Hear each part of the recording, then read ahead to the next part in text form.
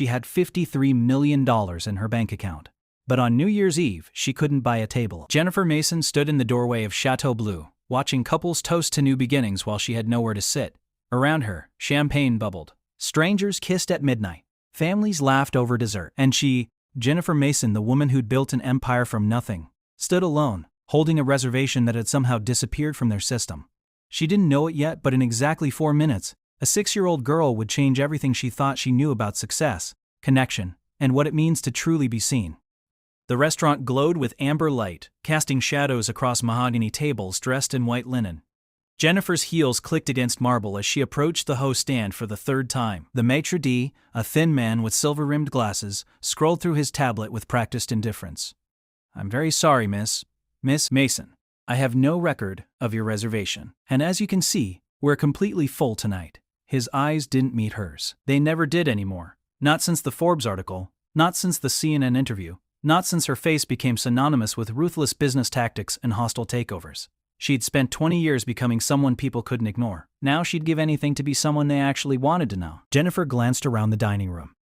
Every table was occupied. Elderly couples shared quiet conversations. Young professionals laughed too loudly over wine. A family of 4 sang happy birthday off-key. Normal people, living normal lives, surrounded by people who chose to be with them, not because they needed something, not because they wanted a favor, but because they simply enjoyed their company. When was the last time someone had enjoyed hers? She couldn't remember. Her assistant had quit 2 weeks ago, crying in the elevator about toxic work environments.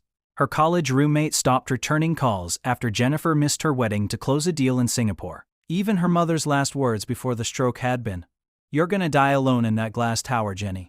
And you'll have no one to blame but yourself." "Perhaps you could try calling next time to confirm," the maitre d' suggested, already turning toward the next couple in line. "We get quite busy on holidays." Jennifer felt heat rise in her chest, that familiar anger that had fueled 1,000 negotiations, crushed 100 competitors, and built a fortune that should have meant she never had to feel small again.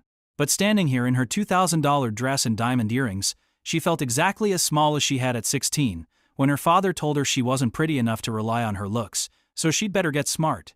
Well, she'd gotten smart, and rich, and powerful, and completely, utterly alone. Before we dive deeper, let us know in the comments where you're watching from. We'd love to hear from you. And if you're new here, click on the subscribe button so you never miss any of our upcoming videos. Jennifer was turning to leave when she heard it. A small voice cutting through the ambient noise of clinking glasses and muted conversations. "Daddy, that lady looks sad." The words stopped her mid-step. She turned slowly. At a corner table sat a man and a little girl. The man was perhaps 40, with dark hair graying at the temples and eyes that held the particular